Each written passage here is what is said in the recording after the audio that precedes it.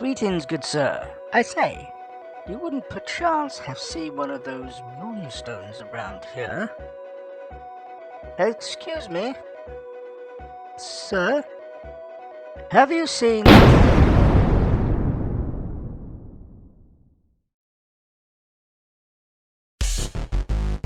I grew up in the 80s. My first computer was a Sinclair Spectrum. It was the grey ZX version that had the tape deck built in. And from there I had a number of different consoles over my childhood and teenage years.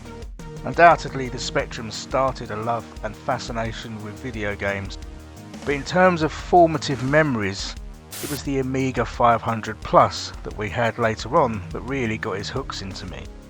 The Amiga had an amazing roster of games over the years that it was in its prime, but for me, there was one game over all others that bored its way bloodily into my heart and mind forever. And that game was Moonstone.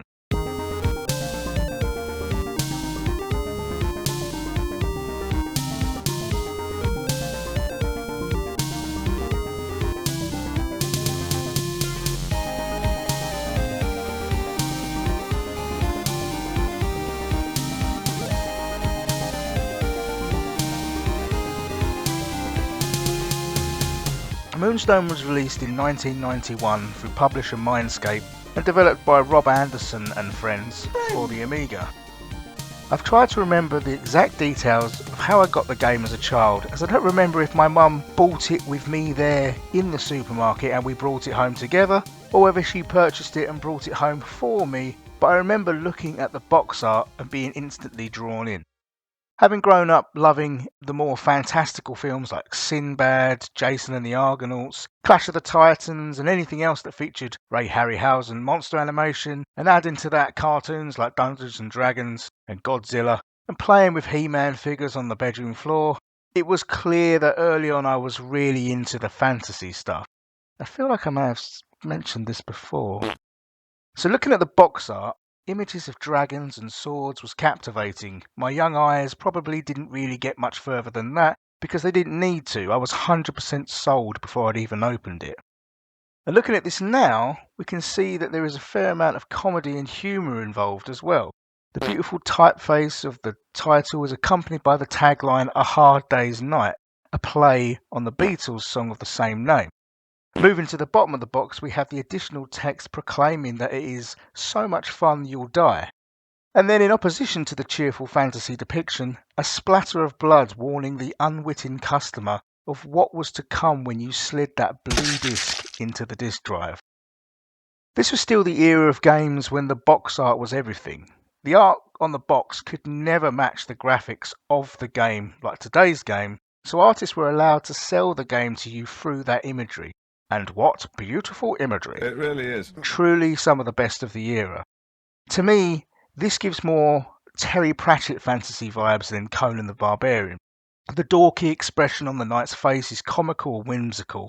But however subtle, we were warned of what was to come by the ever-present splash of crimson blood across the bottom.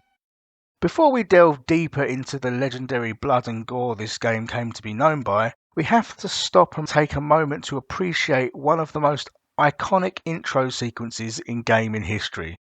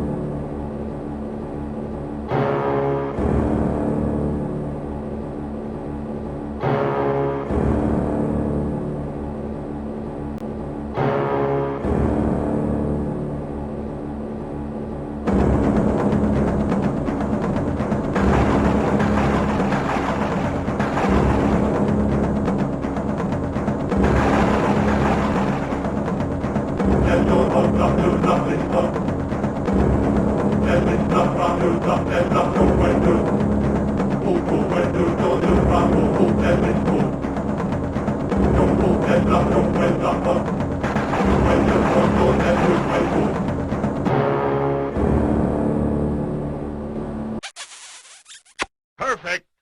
I was then, and I am now, a text skipper. I'm impatient and can't be bothered to wait or read stuff.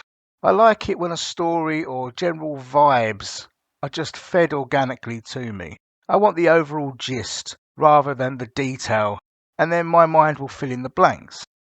And in a few minutes, Moonstone's intro gives me everything I needed to know, what type of game I was playing, and to pique my interest fully. It is often said in movies that you should show, not tell, and that is exactly what this intro does. It sets the scene, gets you pumped, and then we're ready to get started. And once we do get started, the true bloody nature of Moonstone is revealed in exquisite detail. While it may look slightly tame to today's standards, at the time it proudly boasted almost 1,000 frames of bloody animation, and as such, this meant that it was outright banned in Germany and couldn't find a distributor in America for the same reason. That's right, America, that famously peaceful nation. Utter nutter. Their loss was my gain, as to my young eyes, apart from some of the games I may have seen down the arcade at the shopping centre, this may have been the best graphics I had ever seen up until that point. From the in-game animations to the cutscenes and supplementary graphics in the towns and cities, this was head and shoulders above other games I was playing at the time. The cherry on the top for me was that underneath the great presentation was a tight and enjoyable game that stood up to multiple replays, and replay I did hundreds of times. I wasn't alone. There was plenty of outlets that did review this favourably that covered Amiga games at the time, and there was a lot of outlets that didn't review it as favourably, but many of the highest scores were ranged into the 80s and as high as 90% for things like Amiga Action. Recently, I have gone back to this game to play it again. Sadly, it seems that without emulation, the version most easily accessible through good old games is the MS-DOS version, which is, to my mind, inferior, but only really in relation to its sound. The gameplay itself is challenging even now, and I think any memory I had of it not being that way is largely down to how much I played it. I remember that I could pretty much sit down and play through to completion almost at will. And the way the game was developed is a big part of that. It wasn't like a long sprawling RPG. Replaying it now puts me more in mind of modern roguelikes, in as much as it felt like I was doing runs. Sure, there wasn't the procedural generation or anything, but you could always try and do better than the last time. Do a faster time, or collect more items, start in a different location, or set out to kill the dragon along the way, etc. I was thinking about this recently when I was playing another old game, the Chaos Engine. A game I didn't really play as a kid, but revisiting it now, it struck me that there was an art to game design when you were limited to not only the constraints of the system you were running on, but also the peripherals you used to control it. You had one button and 8 directions, and that's it. Now you can tell that this limits things when playing it these days, and I can almost see how it could be adapted to a modern game with a joypad, but they managed to create something elegantly simple. The more you scratch beneath the surface, the more you can see the great design of the systems at work. So with that, let's have a look at the game structure overall. You start as one of 4 knights: a blue knight, a green knight, a red knight, and an orange knight. You give your knight a name, and off you go. Depending on which knight you choose, you start in one of the 4 quadrants of the map. A map that is seared into my brain forever. Just another example of the great iconic graphics. From here, you must navigate around the map, visiting lairs that contain monsters that you have to defeat to gain access to the treasure within. You are looking for the 4 keys that will unlock the final challenge and allow you to defeat the gods and bring the Moonstone back to Stonehenge in order to complete your quest. The keys were randomly placed across these different lairs, so there was a random element on your run, but otherwise lairs were static. As you travel across the land, there are 3 other Dark Knights who work for a cult and are trying to deny you the Moonstone and from completing the ritual. So this is where Moonstone feels like a board game. Each knight moves in turn and you can only move a certain distance within your turn. That is unless you use an item that would extend your travel distance. That's right, you can collect magical items that can protect you from attack, hasten your travel, scry into other knights' inventories and steal one of their possessions, give yourself extra defensive stats, or provide you with an advantage against the deadly dragon that would begin soaring across the map the further in you got.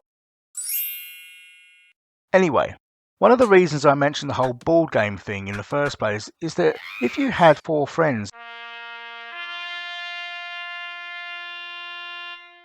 and 2 joysticks, you could play this on one computer together. That's right, it had multiplayer.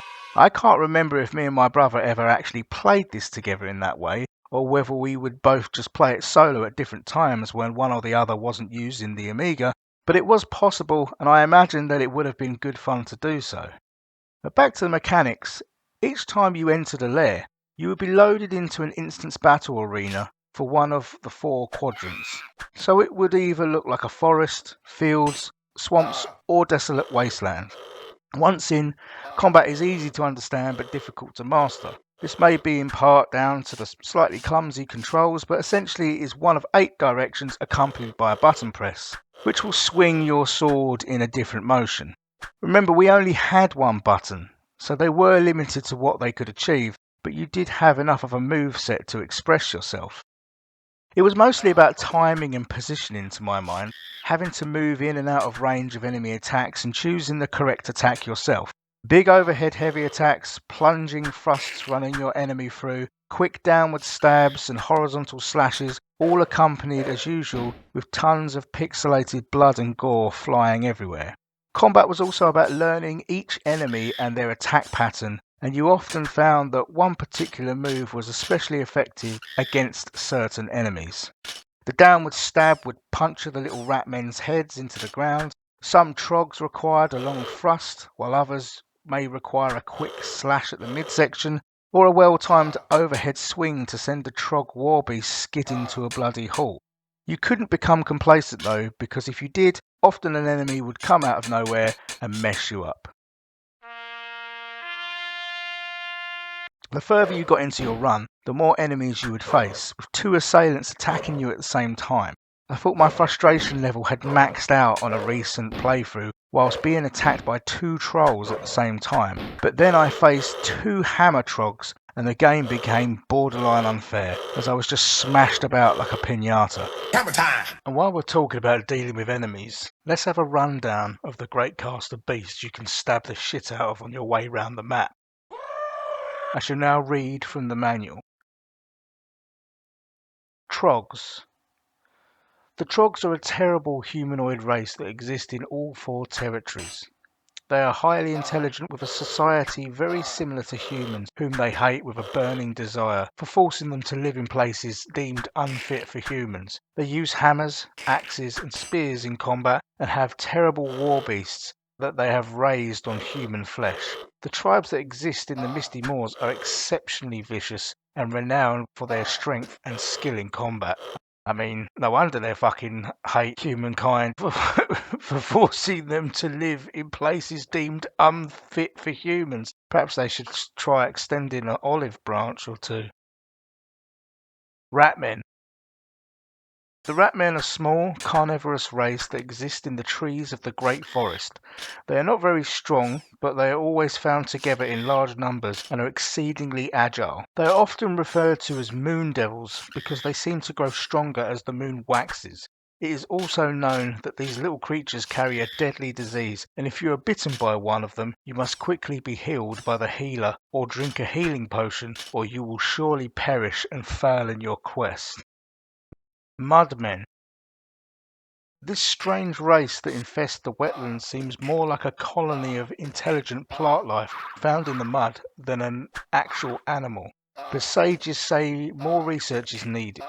They are hard to see as they just appear to rise out of the mud, overpower a knight and drag him down into the mud to do unspeakable things. Lust-crazed muckmen! Ballocks. Ballocks are vicious humanoids with huge jaws, long teeth and powerful limbs. Legend has it that Math magically engineered these beasts in his youth to act as guards for his tower, but the experiment failed and they have since escaped and multiplied. Just think about Baloks just banging each other all across the land. They now stalk the northern wastelands in search of prey and are one of the most feared of creatures. Trolls. Trolls are vicious creatures that feed on human flesh. They are large, hairless humanoids that fight with huge clubs, capable of striking down the mightiest warrior with one blow. These legendary creatures are greatly feared throughout the land. So while you can learn the best way to dispatch of each enemy, it is a significant challenge which also highlights the importance of making sure you get yourself some decent adventuring gear. And with that, let's take a look at the 2 cities you can visit in the game to buy armor, weapons, healing and other trinkets to help you survive. The city of Highwood and the city of Waterdeep are located in the moors and the wetlands respectively, and are more or less the same apart from 2 main differences. Highwood hosts the temple for buying magical items, and Waterdeep hosts Mithril the Mystic, who you can pay to increase your stats. Quick side note, I don't know if there is a max cap on your stats, but the Moonstone Tavern, a fantastic resource for anyone wanting to have a bit of nostalgic reminisce, says that you need to pay him 10 gold to get an increase. I paid that prick 50 on a recent playthrough and he just fobbed me off with an excuse. Dickhead. Anyway, each of these will have a healer, a tavern and merchants. The healer will allow you to pay him to heal back some of your lives. Not much more to say here other than, again, some great artwork that brings back a lot of memories for me. The merchant allows you to buy weapons. You'll want to get yourself the claymore and plate armor as soon as possible because, as mentioned earlier, you ain't surviving being double teamed by a couple of trogs without it. And while you are there, get some rings of protection too. Every little helps. None of the items are prohibitively expensive. You should be able to get hold of them fairly easy if you stay alive long enough. And then there is the tavern. Drink in that atmosphere. Look at her. Look at him. Look at you. Look at Ram Man there. Another image I will carry with me for life. The music plays and this is prime Dungeons and Dragons fodder. Flagons of ale are on the table and so are the dice. Do you feel lucky, punk? The dice game itself is fairly rudimentary and there are rules laid out in the manual. But it is there, fully formed and ready to go. Choose whether to throw down 1 to 5 coins, and then depending on the symbols on the 3 dice you roll, you will win some coin back. I do remember frittering away a lot of spare coin on this, but I also remember winning some back. On my recent playthrough though, I won absolutely jack shit, not a sausage. I'm calling an investigation into the tavern and its unethical practices. Sadly, unlike the rest of the game, you can't just chop off their heads and run away with the money. More's the pity. Outside of the cities there are some villages where each knight hails from, and you can revisit these to heal back lives. Something that I actually forgot when playing recently. Probably would have been useful to remember. As well as the 2 cities, there are other areas of interest in the other 2 quadrants you can visit. There is the Wizard's Tower where you can get a boost or items to aid you, and also the legendary Stonehenge where you can visit and donate magic items to get further boosts to aid you. Just further elements that add to this seemingly simple game but give extra depth to its design, as well as providing a little extra lore. Perhaps one of the most iconic and in turn satisfying events that happens within Moonstone is when the large red dragon begins gliding back and forth across the map as players take their turns. There is a tense feeling as you wonder whether it is coming towards you before it comes to a stop over your location and you are loaded into battle with the largest enemy in the game. Killing the dragon takes skill, but once you have learnt its movements, like the other enemies in the game, you can get the better of it by repeatedly jabbing it in the throat and then moving out of its range. Then goading it into using its breath weapon, which you can sidestep and then repeat until the scaly dickhead has been vanquished. Upon killing it, you gain access to the powerful Sword of Sharpness and a lot of other loot. But if you die, say goodbye to your treasures and you have to hope you have enough lives to fight it again to reclaim them. Once you have all 4 keys, you need to make your way to the centre of the map and unlock access to the Valley of the Gods. The gods you fight always reminded me of Medusa made of electricity crossed with a hurricane. And if I'm honest, I always found it slightly disappointing in its lack of grandiosity, especially when held against the red dragon that I mentioned previously. Though make no mistake, it is a formidable foe and probably the deadliest in the game, as it can just wreck you in even lower stats as it hits you, so you need to be geared up to take it on. Or, as was the case when I was younger, built up enough repeated muscle memory to dance around its various attacks. Neither of which I have these days. Once you do vanquish the Valley of the Gods, it's off to Stonehenge again so that the druids can perform the final ritual and you can become one with the stars, immortalised forever with the gods in the heavens, a mighty warrior of eternity. I always found this slightly weird as it felt like a kind of death to young me. Like, did the knights know that this was what was going to happen if they managed to complete the quest? Like they were going to be fucking zapped up into space and turned into a constellation? You know, I wonder whether they think they would be able to retire with riches beyond measure and spend their time gambling and drinking in the tavern with Ram Man. Maybe there is a tavern in the stars. Who knows? Either way, the game is finished and all that remains is to play it again. I have listened to a number of podcasts and interviews with Rob Anderson as I prepared for this, and there are many aspects of the development that I found interesting. The way Rob himself interacted with the publisher Mindscape gives an eye-opening view of a bygone era of game development. Loose contracts and advances, small development teams, and international calls from Canada to England after having stayed up all night working to deal with the different time zones. I've listed some of the interviews I watched in the info card below if you want to check them out for yourself. They are interesting to listen to, and Rob gives a lot of detail around that period of time in his life. One of the most interesting things to me was that it was pretty much developed on an Amiga. Art was created within Dulux Paint, a program that I remember using as a child. The bundle that our Amiga came with had Lemmings and a few other games, but Dulux Paint was to me, as an artistic child, amazing. I can remember doing rudimentary divering, trying to achieve a shaded technique, and I am sure that a lot of what I did was probably down to Rob's pixel art in Moonstone, even if I didn't realise it at the time. Certainly today, as I create pixel art, I would say that along with the juicy sprite work of Super Nintendo releases, the pixel art of Moonstone will always reside inside me as a formative influence. As well as the art and general style, a big part of the game was its sound design. Even though, if you look at it closely, it is pretty sparse, but the sounds that they did have in there for when a monster gets struck or you die have individuality and again have left a mark on me. From the trog's grunt to the mudman dragging you under with a sort of horrific church organ sound. Each one distinct and each one eternal. The one downside of GOG's DOS version that I mentioned earlier is that the most iconic part of the game's sound, the intro music, is absolutely shit compared to the original Amiga version. As I said earlier, that intro sequence is iconic, and a large part of that is down to the song, which again, if broken down, is very simple in its composition, perhaps having barely more than 2 notes. But the chanting druids and the thunder strikes elevate it above the sum of its parts. Something I mentioned earlier was that the game was deemed too violent and bloody and as a result was banned in Germany. And for that same reason, it made it difficult to get a distributor in America and subsequently was never released there either. But from listening to some German podcasts, I understand that this ban only made the game more popular and created a sort of Streisand effect around it. It meant that it was in fact on German forums where the first cracked and pirated versions of the game emerged and began being traded in schools across the country.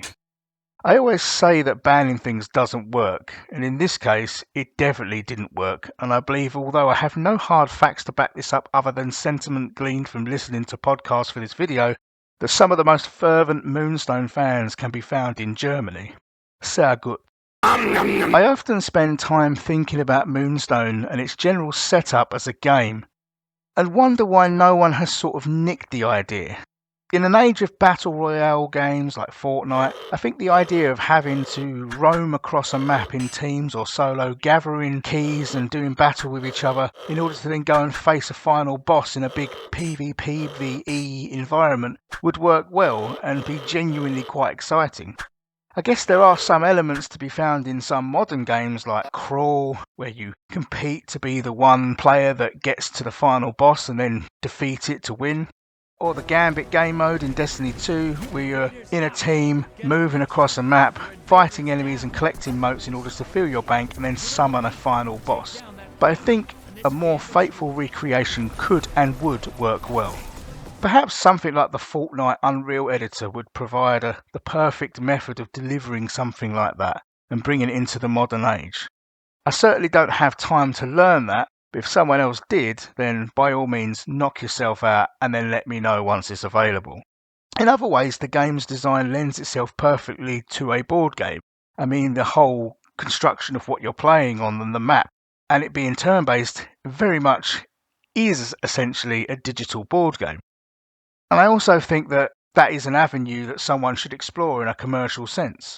While there is no company picking that up, there is an excellent series of videos by a YouTuber called Kite666G that I found, where they have literally built a real-life Moonstone tabletop game replete with characters and map tiles and everything. That's a multi-part series. I'll put a link down below and you can check that out as well. And whilst no one has gone big budget with the idea of Moonstone, it still holds a place in the imagination of many people, with smaller developers making a heavily inspired reworking called Iron Blood. You can check that out too, although development is at a very early stage. But perhaps more exciting is Rob Anderson himself is talking about and working on a remake of Moonstone that will be more truthful recreation to the older game, brought into the modern day. Although I would call your enthusiasm there, as development progress seems to be very slow on that one. It's something to keep an eye out for in the future. In closing, I don't think there is any game from the Amiga era that has left more of a mark on me from the art, the sound and the gameplay than Moonstone: A Hard Day's Night. It was a lot of fun to replay this game again, even if I did have to put up with the DOS version, and whilst it might mean more to an old fucker like me who used to play this, if you are interested in retro games and especially Amiga games, I would recommend you at least have a go. It's reasonably priced on GOG, so for the sake of like £5 to £10, that's an afternoon's worth of fun reliving and looking back in time at a classic of the age. So all that remains to say is that may the blessings of the Druids be upon you, and I'll see you in the tavern for another round of dice and a flagon of ale.